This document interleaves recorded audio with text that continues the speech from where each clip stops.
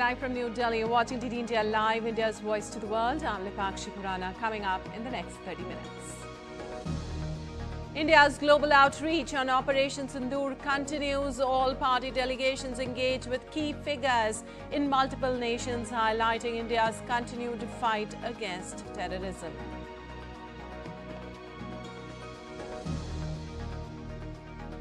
Home Minister Amit Shah visiting Jammu Kashmir for the first since Operation Sindoor to meet BSF personnel.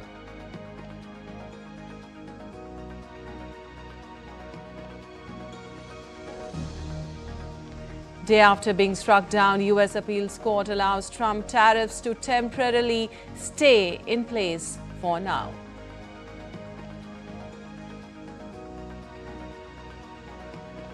Ukrainian President Zelensky accuses Russia of engaging in yet another deception by failing to hand over its peace settlement proposal ahead of direct talks next week, while U.S. proposes Moscow to take the deal.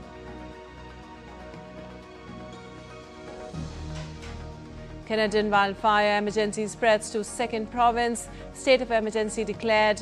Mass evacuation underway.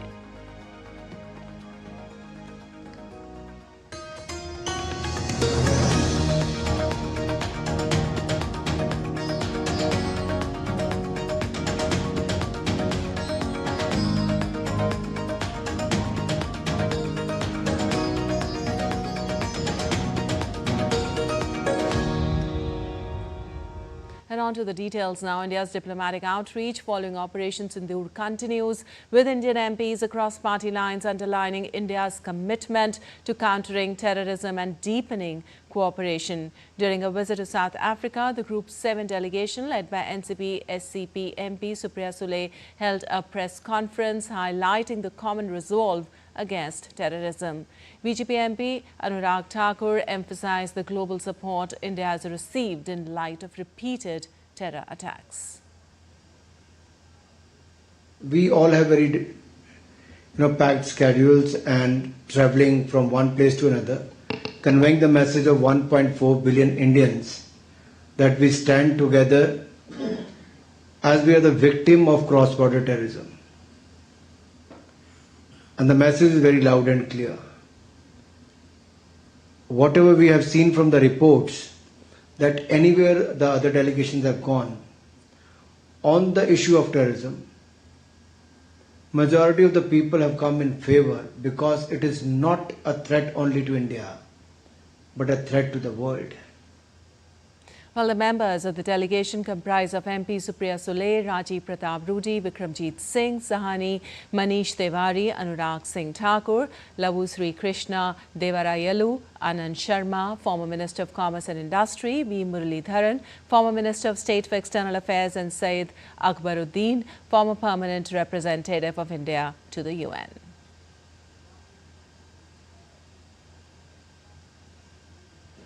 While marking the start of a meaningful engagement to convey India's resolute stance against terrorism in Colombia, Group 5 all-party parliamentary delegation led by Congress MP Shashi Tharoor interacted with media, highlighting country's zero-tolerance policy against terrorism. India suffered a grievous terrorist attack on the 22nd of April, when 26 holidaymakers, tourists, in our northern territory of Jammu and Kashmir were gunned down in cold blood by terrorists from across the border in Pakistan. When this happened, of course, the world rose up to condemn the terrorist attack, but that was as far as it went. There was no action taken, not even by the country where these people had emerged from, namely Pakistan. Nobody was arrested, there was no attempt at any prosecution. India decided that this kind of outrage could not go unpunished. Well, Group 6 of the all-party delegation, led by DMK MP Kani Mozi, arrived in Riga, Latvia. Namrata Kumar, Ambassador of India to Latvia, received the delegation. The delegation also includes MPs Rajiv Rai, Mian Altaf Ahmed, Brijesh Chauta, Prem Chand Gupta, Ashok Kumar Mittal, and former envoys Manjeev S. Puri and Javed Ashraf as part of a diplomatic outreach to highlight India's stance on terrorism. And India's anti-terror message has received a strong support from Indonesian officials, interfaith bodies and the community at large. Our correspondent Chandni Vasandani gets us this report from Jakarta.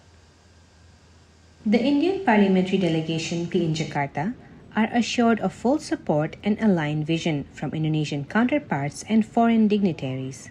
On Thursday, after meeting with think tanks, academia and ambassadors from friendly countries, delegation leader MP Sanjay Kumar Jha said he has received positive response and feels very encouraged that India's anti-terror message is well received.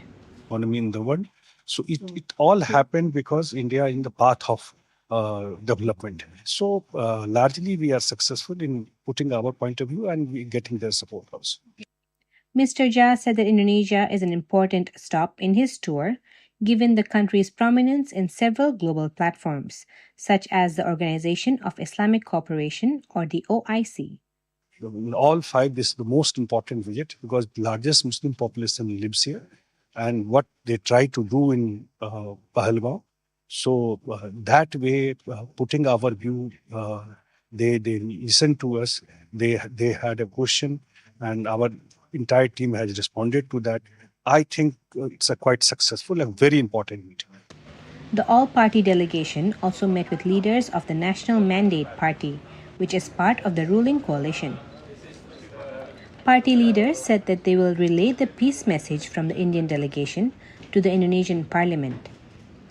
They also committed to express India's anti-terrorism stance in international forums.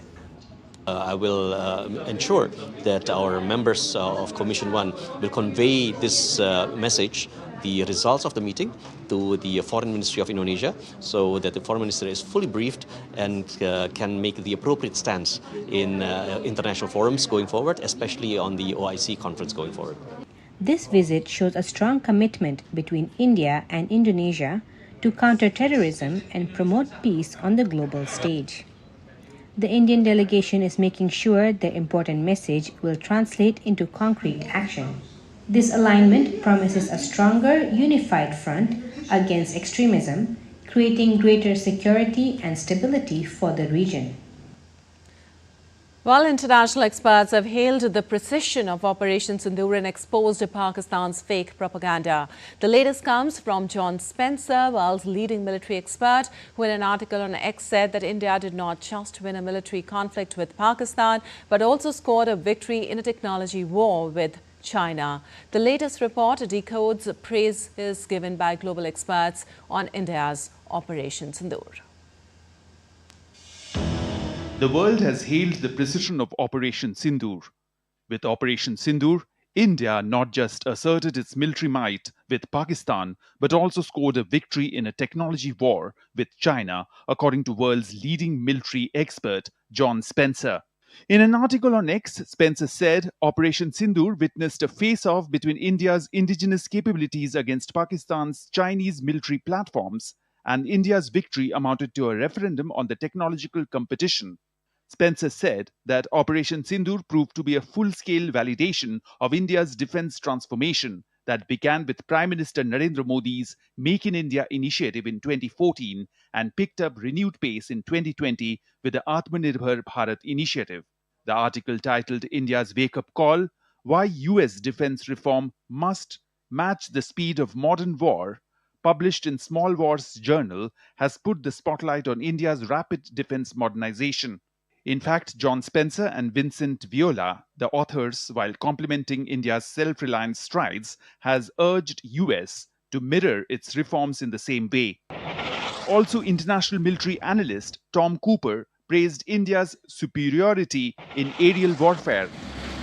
The Indian armed forces have, in the course of a very carefully planned, carefully orchestrated, methodic, systematic operation, bit by bit and piece by piece, disabled the Pakistani integrated air defense system, then have forced the Pakistani Air Force away from the international border, away from the line of control. Global experts continue to expose Pakistan's false narrative and propaganda. Damien Simon, a globally recognized open-source intelligence analyst, used satellite imagery to dismantle propaganda from Pakistan and China, exposing the damage inflicted by India on Pakistani air bases, including the destruction of Chinese-made radars, air defense systems, and fighter jets.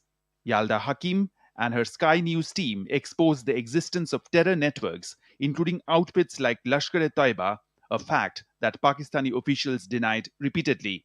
Maxar Technologies, US aerospace firm, also confirmed the losses of key Pakistani air assets guarded by Chinese radars and air defense. An editorial piece in New York Times, while examining satellite imagery, highlighted vast destruction in Pakistan.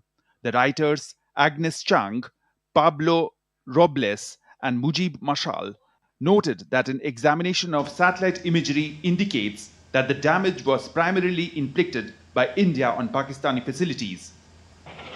Bureau Report, DD India. Well, Union Home Minister Amit Shah is in Jammu on a two-day visit where he will meet the civilians affected by Pakistan's shelling at Poonch Dak Bungalow and the BSF soldiers at the unit headquarters today. This is Amit Shah's first visit to the Union territory post-Operation Sindoor. He will also distribute appointment letters to the next of kin of those killed in the shelling. Home Minister will visit religious places targeted by Pakistani cross-border shelling. 13 civilians, including 4 children, 2 of them siblings, were killed by Pakistan's shelling in Poonch district in retaliation for Indian armed forces carrying out precision-guided targeted strikes on terror infrastructure, causing significant damage in Pakistan.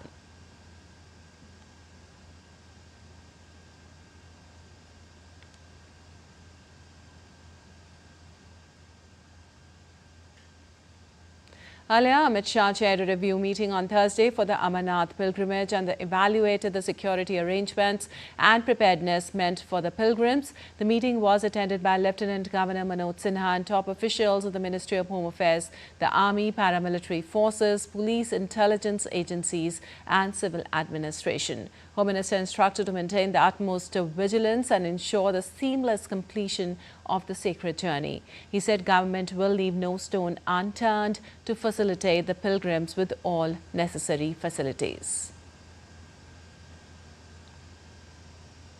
Well, Indian women in the armed forces have played a crucial role in Operation Sindoor against Pakistan. And when this operation was on, 2 brave naval officers were contributing in their own way, circumventing the earth. And on 29th of May, they returned to a resounding welcome in Goa, creating a new record. Sending a strong message of resurgent Bharat across the globe, Vishal Baristo brings you this special report.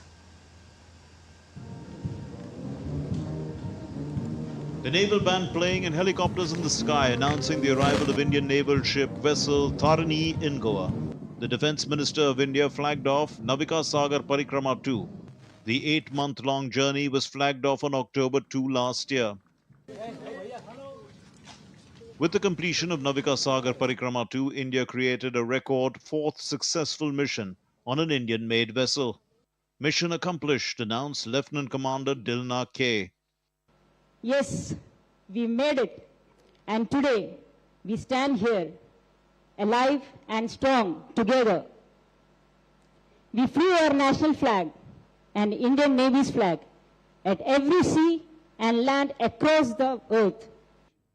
Lieutenant Commander Dilna celebrated her wedding anniversary at Point Nemo, the remotest place at sea. She was ably supported in this journey by Lieutenant Commander Rupa A. The brave hearts of Tarini during their mission also participated in the parliamentary proceedings in different countries and also received a warm welcome by the Indian diaspora. This is not about Rupa and Dilna. This is beyond us, beyond individuals. This is an Indian dream which we were breathing and living. In his welcome speech, the Defence Minister highlighted the role of women power in the Indian Armed Forces and how both young naval officers have made India proud. Operation Sindoor के दौरान भारतीय सेनाओं के हर अंग में महिलाओं ने active और इफेक्टिव पार्टिसिपेशन किया है। बहुत कम लोगों को इस बात की जानकारी है कि ऑपरेशन सिंदूर के दौरान एयरफोर्स ने पाकिस्तान और पीओके में जो टेररिज्म के खिलाफ प्रभावी कार्रवाई की है, उसको अंजाम देने में हमारी विमेन पायलट्स और अन्य महिला सैनिकों की एक महत्वपूर्ण भूमिका रही है। The Chief of Naval Staff, Admiral Dinesh K. Tripathi, announced that this mission has shown the world what Indian women and Indian Navy are capable of. After 8 months of gruesome journey in the sea, these two proud women and also brave Lieutenant Commander Rupa and Lieutenant Commander Dilna are back, and they have covered 50,000 kilometers, which is equal to 25,000 nautical miles. As you can see, the smile on their faces tell it all. Quite a record. With cameraman Anil in Goa, this is Vishal Baristo for DD India. And still to come in this edition of DD India Live. World leaders set for high-stakes NATO summit in The Hague amid rising global tensions. Thousands of doctors march in Buenos Aires demanding better wages as Milei government faces heat over health budget cuts.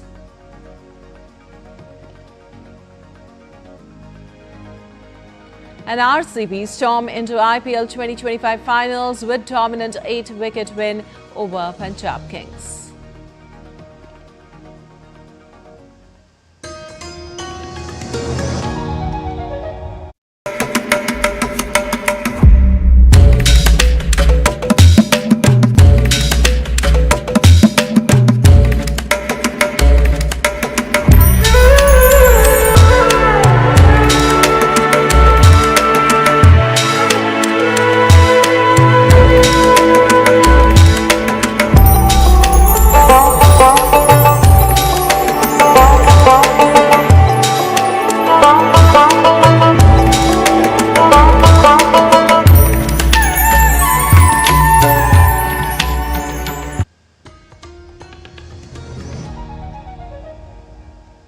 Welcome back. You're watching DD India Live. I'm Pakshi Kurian, and moving on, US President Donald Trump on Thursday received a temporary approval to continue collecting tariffs under emergency powers by a federal appeal court on Thursday. The United States Court of Appeals for the Federal Circuit in Washington said it was pausing the lower court's ruling to consider the government's appeal and ordered plaintiffs in the cases to respond by June 5th and the administration by June 9th.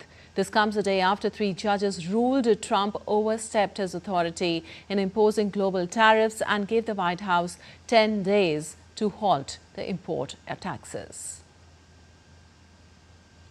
White House advisor Peter Navaro said Trump administration is ready to take its appeal to the Supreme Court. Navaro said that U.S. tariffs would remain in place for now and that the administration is still in talks with other countries to continue trade negotiations. The tariffs remain in place. The court told us, they didn't all but tell us, they told us, go do it another way. So you can assume that even if we lose, we will do it another way. And I can assure the American people that the Trump tariff agenda is alive, well, healthy, and will be implemented to protect you, to save your jobs and your factories, and to stop shipping foreign wealth, our wealth into foreign hands. And moving on, Ukrainian President Volodymyr Zelensky said on Thursday that Russia was engaging in yet another deception by failing to hand over its peace settlement proposal ahead of a potential meeting between Moscow and Kyiv. Zelensky, in his nightly video address, said the so-called memorandum they promised and seemingly prepared for more than a week has still not been seen by anyone. As Russian Foreign Minister Sergei Lavrov earlier this week said that Moscow had drafted a memorandum outlining a settlement position in the 3-year-old conflict in Ukraine. Все вони роблять, щоб зустрічі були пустими. Це ще одна причина, щоб були достатні санкцій, достатній тиск на Росію. Meanwhile, Kremlin said on Thursday it was still waiting for a response from Ukraine on Russia's proposal to hold the next round of peace talks in Istanbul on June 2nd to begin discussions on draft memorandums for a peace accord. Kremlin spokesman Dmitry Peskov said that so far Moscow has not received a reply from Kyiv. Well, the White House said on Thursday U.S. President Donald Trump expressed hope that the upcoming peace talks between Ukraine and Russia will help advance his efforts to facilitate a peace agreement.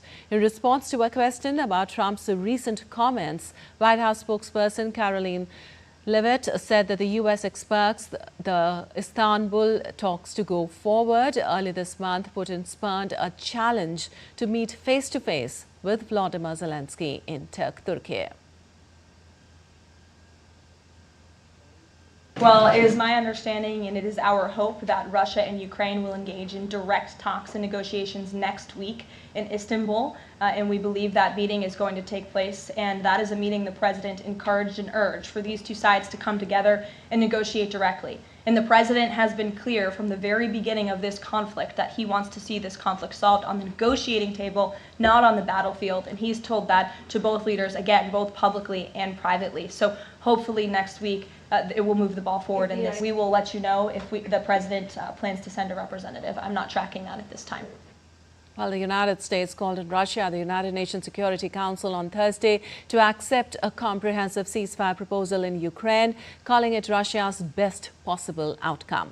Speaking at the Security Council, acting Deputy U.S. Ambassador John Kelly said if Russia makes the wrong decision to continue this catastrophic war, the United States will have to consider stepping back from our negotiation efforts to end this conflict. However, he cautioned that if Russia's aggression continues, the U.S. may be compelled to withdraw from peace talks and implement stricter sanctions.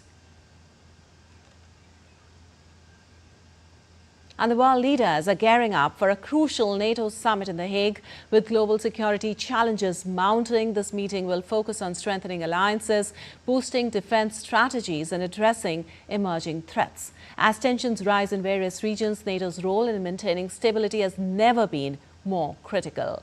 What can we expect from this upcoming high-stakes summit? Mark Limberg reports for more from The Hague.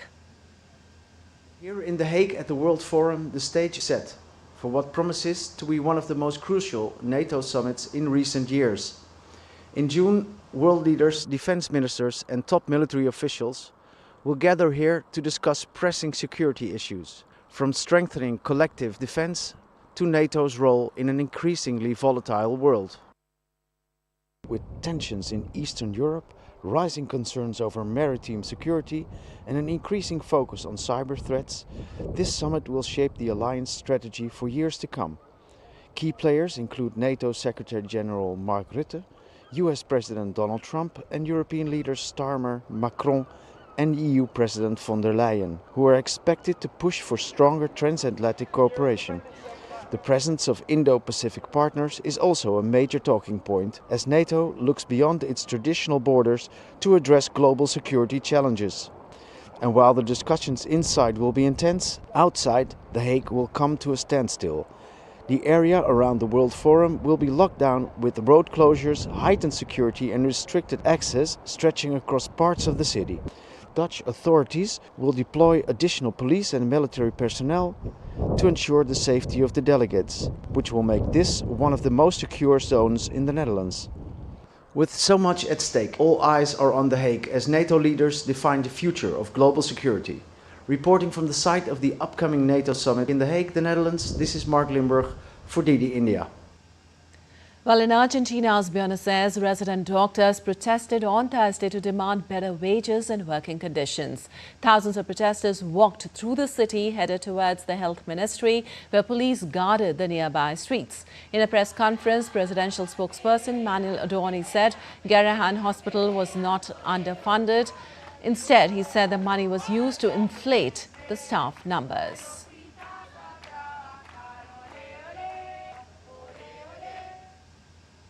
And the Western Canadian province of Saskatchewan declared a wildfire state of emergency as wildfires erupt across the region, Premier Scott Moe announced on Thursday. Over 200 wildfires have already scorched the province this spring, with satellite images capturing thick smoke plumes rising from the land. The crisis has intensified, 17 fires remain active and evacuations are underway in at least 15 communities. Manitoba, too, declared a state of emergency on Wednesday, ordering thousands to evacuate from its northern and eastern regions. And in sports, in Indian Premier League, Royal Challengers Bengaluru thrashed Punjab Kings by 8 wickets in Qualifier 1 and stormed into the finals after delivering their most ruthless performance so far in the ongoing season. RCB skipper Rajat Patidar won the toss and opted to bowl. RCB got a strong start as Yash Dayal struck in the opening over to remove opener Priyansh Arya. Punjab Kings collapsed for 101 in 14.1 overs. Chasing 102 runs, RCB cruised to 106 for 2 in 10 overs. Phil Salt's unbeaten knock of 56 runs off 27 balls contributed to the success. Well, that's all for this edition of DD India Live, but let us know your thoughts on the news of the day. For those on the go, you can get all the latest news and updates from India and across the world on the DD India mobile app. The app is available on both Android and iOS platforms. Scan the QR code on the screen to download now.